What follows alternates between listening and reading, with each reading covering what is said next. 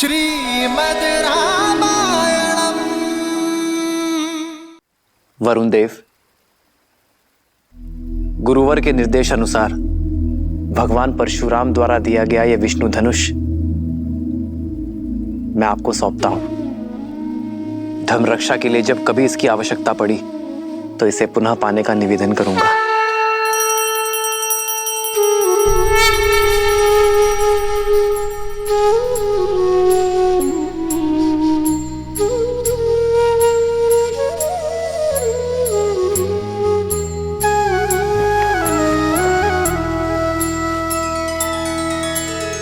वरुण को सारंग सौंपा, शस्त्र से नामोह है। लोभ शक्ति का नहीं, जनहित ही पावन योग है। पुरुषार्थ करके विजय पाना, पथ है सबसे पावनम। नर को ये संदेश देते, धनुष तज नारायणम।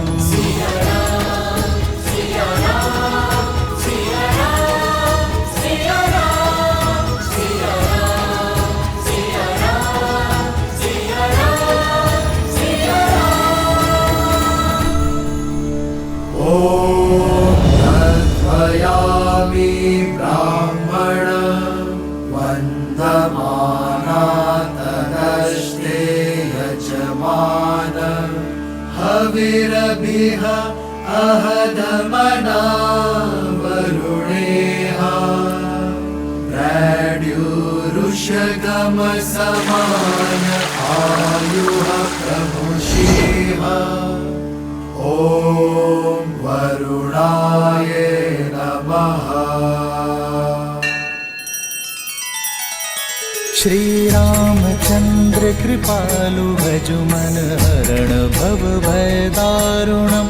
नव कंज लोचन कंज मुख कर कंज पद कंजारुणम। सिया राम सिया राम सिया राम सिया राम। आदर्श और मर्यादा की है ये कथा महापावनम।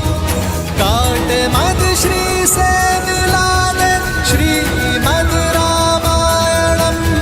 श्रीमद् रामायणम। सिया राम सिया राम सिया राम सिया राम।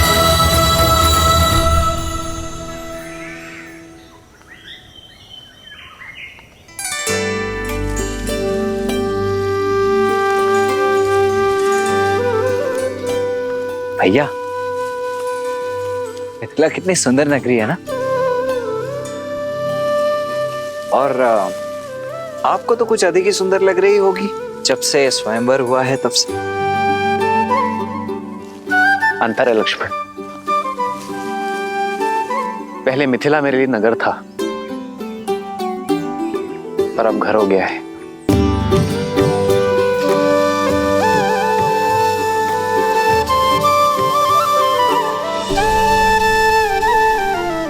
मैं माँ गौरी को धन्यवाद कहकर आता हूँ लक्ष्मण।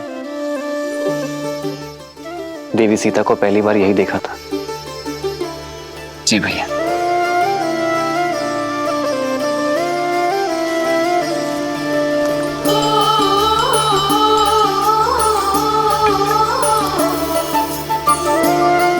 माँ, आपने जो मुझे दिया वो मेरे लिए सर्वश्रेष्ठ था। वो दिया जो मेरे मन में था।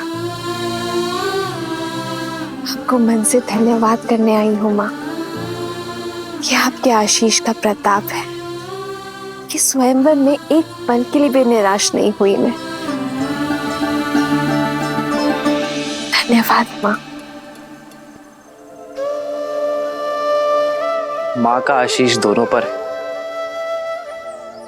तो धन्यवाद देने एक ही क्यों आए।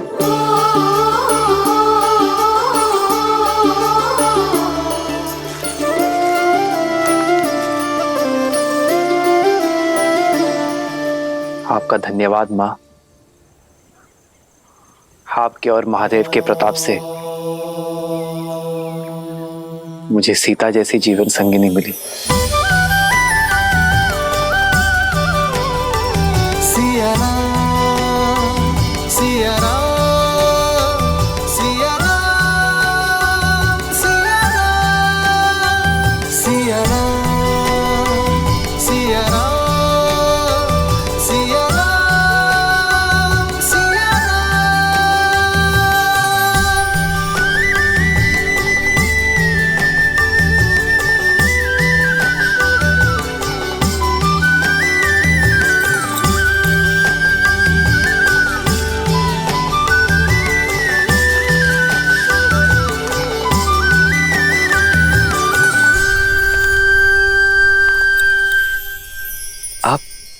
मेरे चरण स्पर्श क्यों कर रही?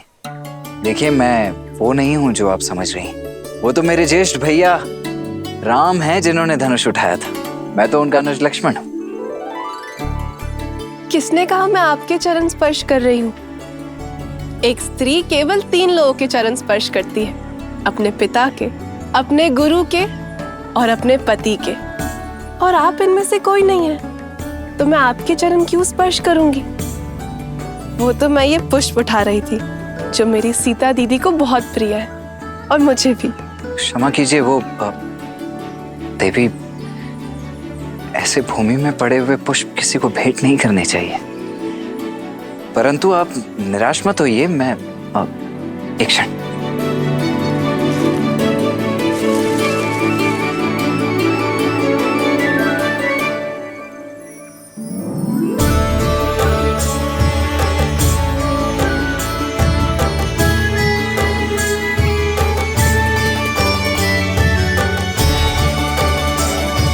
आपके लिए नहीं है, भाभी मां सीता के लिए।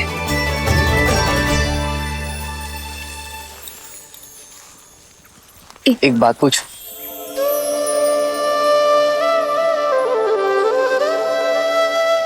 पहले आप।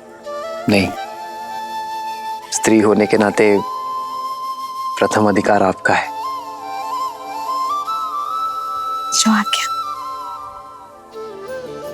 तो बताइए, प्रत्यंचा चढ़ाने आप सबसे अंत में क्यों आगे बढ़े? क्योंकि गुरुवर का आदेश था। पर जब कोई प्रत्यंचा नहीं चढ़ा पा रहा था, तो मैंने आपके नेत्रों में चिंता नहीं देखी। क्योंकि माँ गौरी का आशीर्वाद था कि मुझे मेरे मन के ही स्वामी मिलेंगे। वरमाला के समय आपके नेत्रों में एक भाव था, जैसे आप जानती थी कि वरन हमारा ही होगा। क्योंकि आपकी विनम्रता और करुणा का संदेश आपकी मिथिला आने से पूर्व महादेव का संकेत बनकर पहुंच चुका था। यदि गुरुवर हमें मिथिला ना लेकर आते तो लाना पड़ता, क्योंकि भले ही वो ब्रह्म ऋषि है, पर महादेव के चयन और गौरी माँ के आशीर्वाद के आदेश के परे नहीं। बिना मुझे जाने मुझ पे इतना विश्वास? भूमि से उपजूं आर्य, एक झलक से समझ जाती हूँ कि किसके हृदय की भूमि में विश्वास का पौधा उपजेगा। महाबली लंकेश ने जब प्रयास किया था, उस समय भी भय नहीं लगा आपको? नहीं, क्योंकि 8 वर्ष की आयु में मैंने वो धनुष उठा लिया था। भली भांति जानती थी कि उस धनुष को कोई बाहुबल से नहीं उठा सकता। पर उस राक्षस की आंखों में मैंने अपमान की लज्जा देखी, हार की खींच देखी। उसकी आंखों में मैंने अपने लिए एक कुलसित चाह देखी। क्या देवी उससे चिंतित है? अब नहीं, क्योंकि आप मेरे साथ हैं। विश्वास है कि जब तक आप मेरे साथ हैं, कोई मेरा अनिष्ट नहीं कर सकता। आपका ये विश्वास इस राम को और दृढ़ बना रहा है देवी। मैं धन्य हुआ कि मुझे जीवन संगिनी नहीं, जीवन दर्शिनी मिली है। राम सिया राम जय जय राम राम सिया राम राम सिया राम जय जय राम राम सिया राम राम सिया राम जय जय राम राम सिया राम राम सिया राम जय जय राम राम सिया राम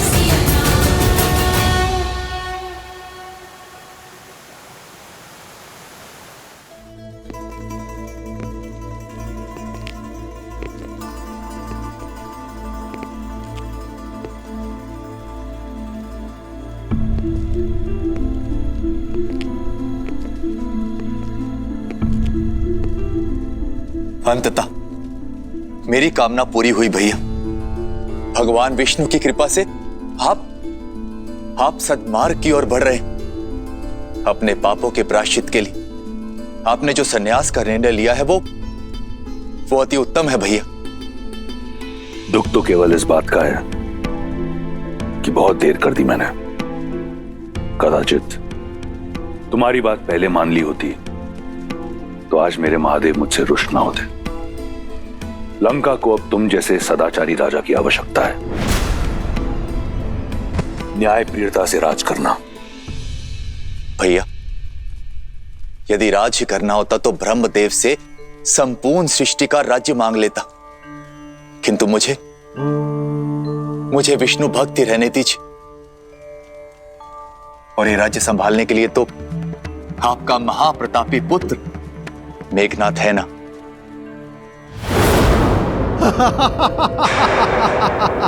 अद्भुत लग रहा है। लंका में विदूषकों की सभा हो रही है।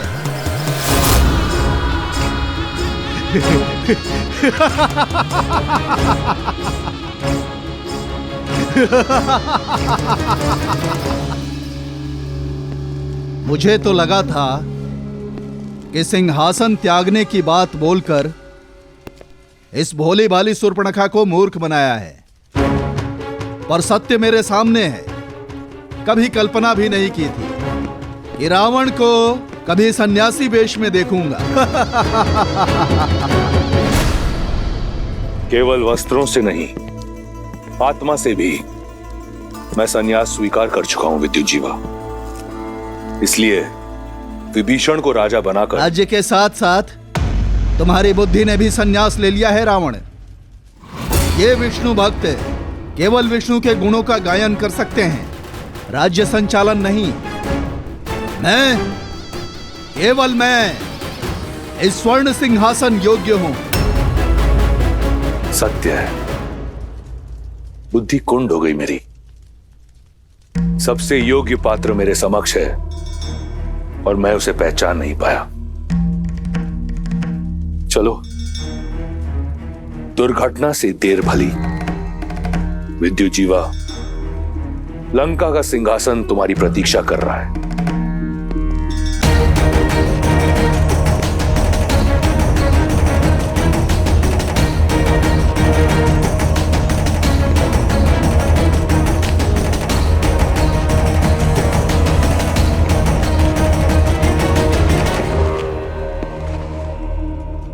तुम मेरे साथ छल तो नहीं कर रहे ना रावण?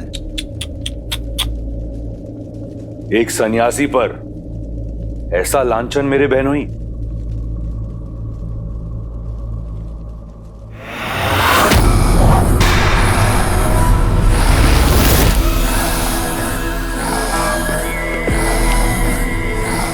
सन्यास की आड़ में मैंने तुम्हारा छल देख लिया है, पाखंडी रावण। अब तुम मेरा बल देखो। काल के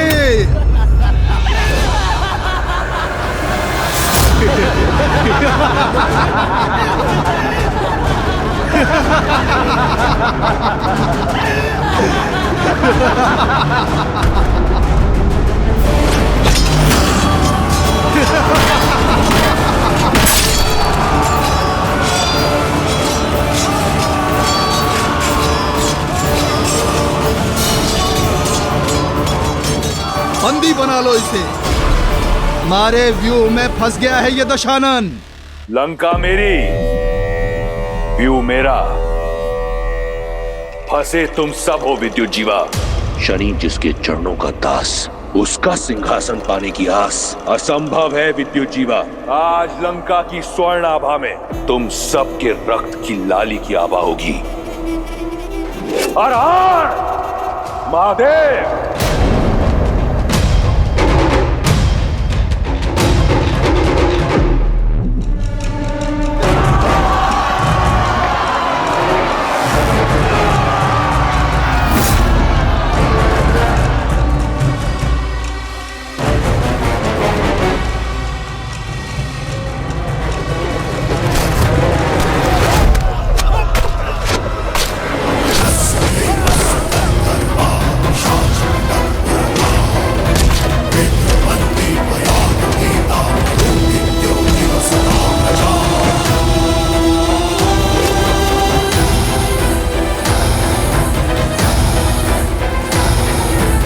सुर्पणखा, सुर्पणखा मुझे बचा लो, मुझे बचा लो सुर्पणखा, बचा लो मुझे अपने भाई से।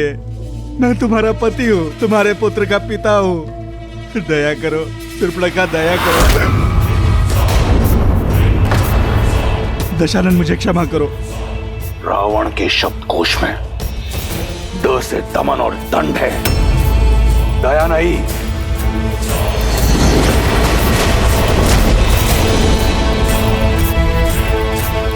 क्षमा दशानन, क्षमा कीजिए दशानन, ये केवल एक उपहास था। मेरी शक्ति का उपहास करने वाले को चंद्रहास उत्तर देती है। देवस्य गंधर्वा पिशाचपटक उरगाः क्रमन्ति भयात् भीता परुविद्यो इव सदा प्रजाः। राकेश, नहीं भैया।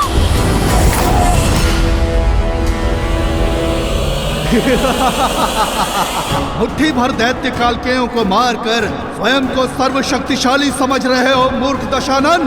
माया युद्ध के महारथी विद्युत जीवा से नहीं जीत सकते। अब तुम अपनी माया से जब चाहे पाताल लोक जाकर अनगिनत मायावी कालकेयों को ला सकता हूँ मैं। राक्षसों की रक्षा के लिए स्वयं रक्षम का नारा भूल जा, अपनी रक्षा की सोच।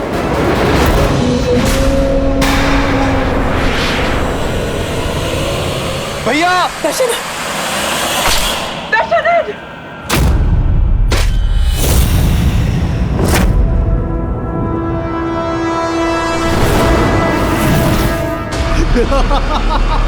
और सुर्पणखा, तुमने अपने पति से घात किया है, अपने पति को मरवाने की चेष्टा की, किंतु मैं अपना वचन अवश्य निभाऊंगा। तुम्हारे भाई को मारकर तुम्हें बनाऊंगा लंका की पटरानी।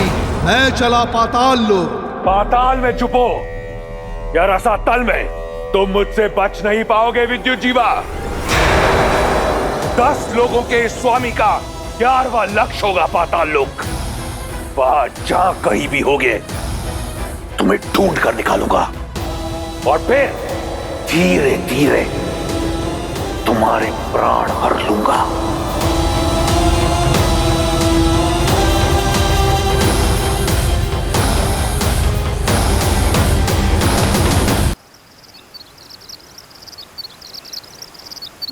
दूतों ने सूचना दी है लक्ष्मण, पिताश्री किसी भी क्षण आते ही होंगे। हमें देखकर पिताश्री कितने भावुक हो जाएंगे ना भैया। देखिए, कदाचित पिताश्री आ गए।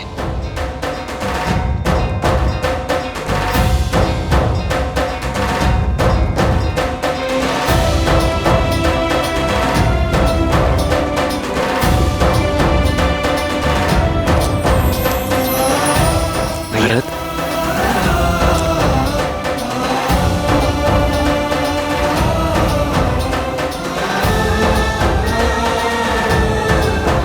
भरत,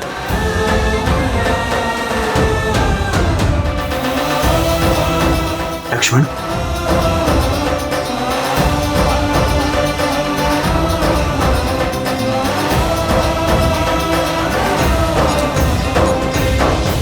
भरत, इतना शीघ्र?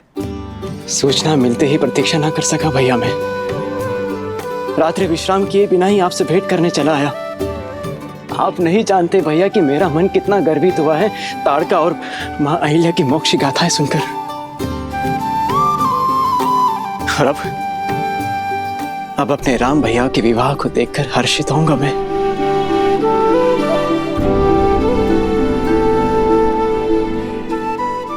और मेरा मन तुम्हें देखकर हर्षित हो रहा है भरत। भैया,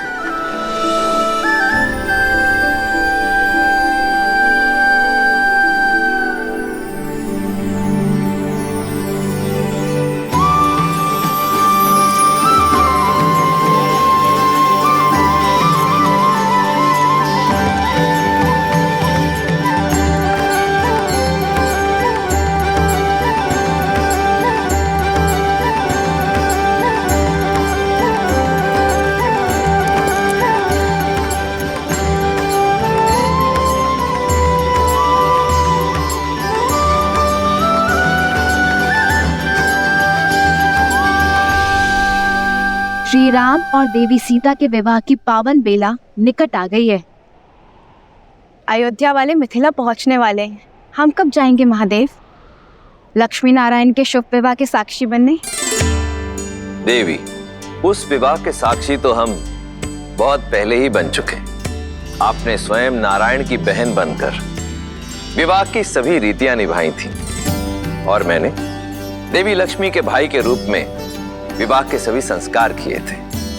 भूल जाती हैं। कुछ नहीं भूली हूं मैं, पर वो वैकुंठ था, विवाह देवों का था। यहाँ पृथ्वी लोक में नर रूप में हो रहे इस दिव्य विवाह की छटा ही कुछ और होगी। मैं कुछ नहीं जानती, मुझे मिथिला जाना है बस। और मुझे भी।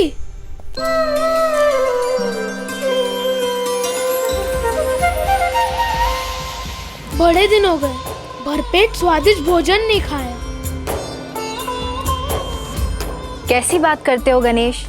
हर पूजा अनुष्ठान में सबसे पहला भोग तुम्हें ही तो लगाया जाता है। उसे भोजन कहते हैं आप? मेरी डाल भी गीली नहीं होती उससे। मनुष्य बड़े छली है माता, भोग का नाम लेकर तनिक सा मेरी सूंड पर लगाते हैं और प्रसाद कहकर स्वयं डकार जाते हैं। पर यहाँ विवाह में साक्षात मन चाहा मन भरकर खाने का अवसर मिलेगा ना? देवी, हमारे पुत्र का कथन सर्वथा उचित है। तो ठीक है, हम सब चलेंगे श्री राम और सीता के विवाह में, परंतु मनुष्य रूप में। हमें भी इस विवाह का साक्षी बनना है प्रभु।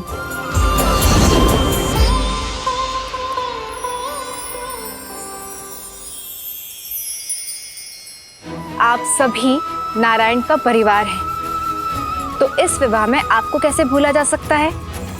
हम सभी जाएंगे राम और सीता के शुभ विवाह के साक्षी बनने। जय श्री राम। जय श्री राम। जय श्री राम। सिया राम, सिया राम।